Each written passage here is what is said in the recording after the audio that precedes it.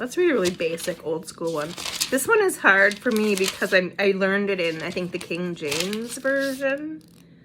So it's hard for me in the NIV to read it because it sounds wrong. But we'll read Psalm 23 in the NIV and just roll with the fact that it doesn't sound like the King James Version, which I prefer. The Lord is my shepherd, I lack nothing.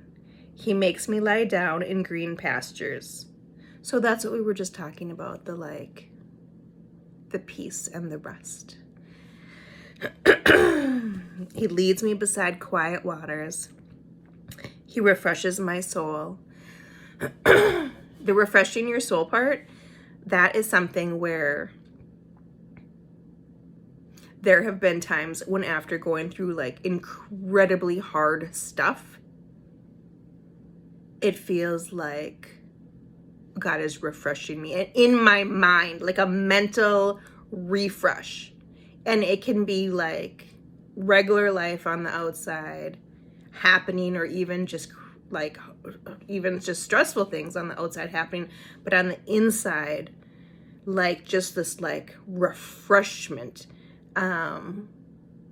going on. And again, where you're like, this is God, because it's so refreshing. Like there's no other word for it. It feels to me like, because I am very sensory, so that's how I experience God, is through my senses. Like God wouldn't make me so receptive and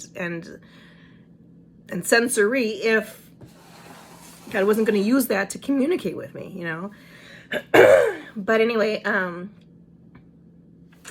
Kitty, don't come.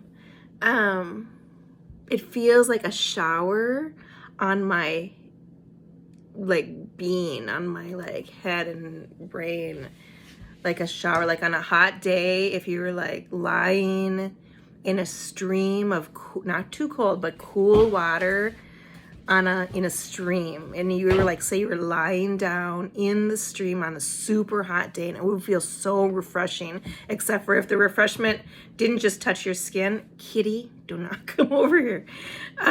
If the refreshment went all the way through your whole body. That's what it feels like to me. That's how I think about it.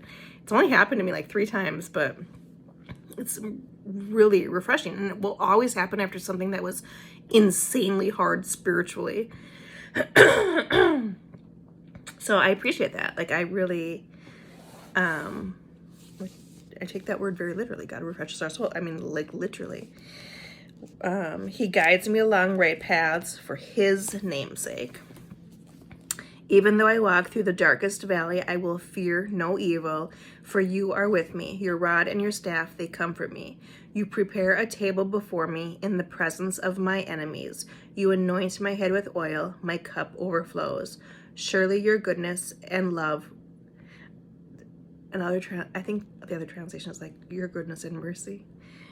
Surely your goodness and love will follow me all the days of my life, and I will dwell in the house of the Lord forever. I was going to talk about, sorry, horrific time to be recording. The feeling of I don't know what it was. I can only think of it as, in retrospect, what I think it might have been was is it the indwelling of the Spirit or whatever? When the Holy Spirit comes down upon you, however they word that in the Bible. But it happened to me when I was so new that I didn't even know, I wouldn't even have called it that then. It's only in retrospect, thinking back, what was that? That I think, well, maybe that's what that was. So I 100% could be wrong because I am clueless. But speaking of the refreshing feeling, there was this day where, again, I was new Christian, and I was right here in my kitchen. I was a couple feet away from here. And it sounds dumb to say, but I was there was this thing going on and I remember feeling like it was God, 100% God. I didn't feel like, oh, this is somehow demonic or spiritual warfare. Like there was nothing like that. It felt very much like, oh, this is 100% God. No question. But it was like, it was too much. It was like, it would be like, sounds crazy, like fire coming down upon you, but that's not burning you. It's not like hot, but you're like, it's too much. Like I can't handle it. I remember feeling like I was like, and I don't think I was literally doing this with my hand, but like feeling like I was like one hand on the table, one hand up, like I can't handle it. Like too much. Like not, that's too much, God. Like not, that's, you know, like enough. You know, like this is not this much. I cannot handle this. This is too much. And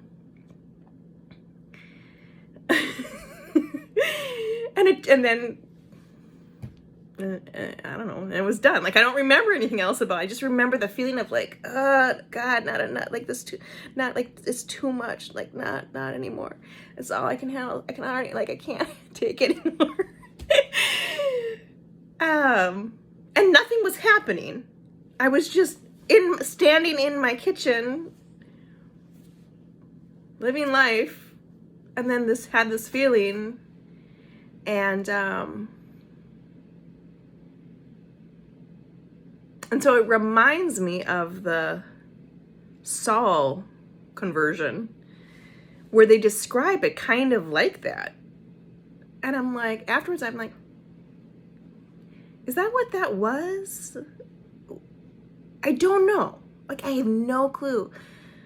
I was baby baptized, my infant baptized by my parents.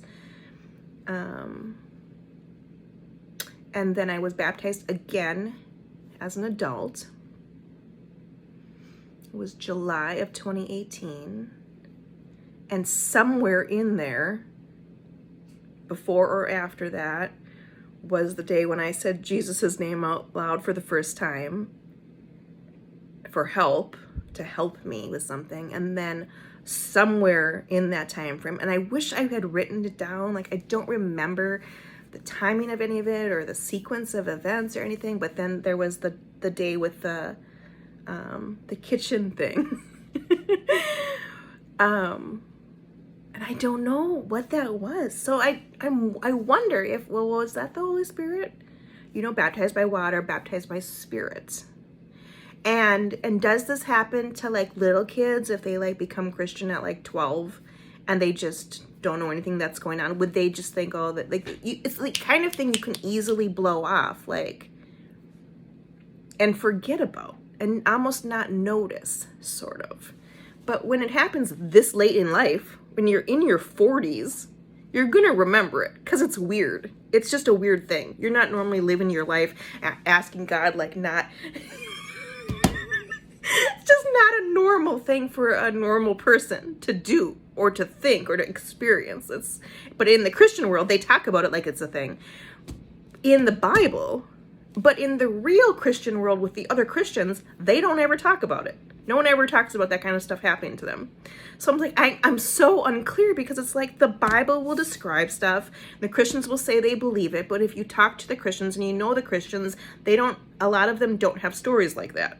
And yet those are my stories. So it's like, I'm always on the quest for like, where are the other people like me who have the stories like this? And when they experience the things, like that's their experiences sound like my experiences, and the feelings sound like my feelings, and they're, you know, like, where are these people? I think they might be more in the Pentecostal world and the charismatic world, and those aren't my churches. My churches are not charismatic, and my churches are not Pentecostal. I go to evangelical, really conservative. I almost think they might be fundamentalist, evangelical churches, which I just don't know enough about probably it's good I don't know too much about. I don't think they're fundamentalists, but they could be. Like, they're definitely closer to that extreme than not, you know? And then my other church is more Baptist-based, non-denominational. So I don't know where my people are, but that's that. Just wanted to say that that was a thing that happened. And that's it. We brought in the 2 kitties to the Humane Society today.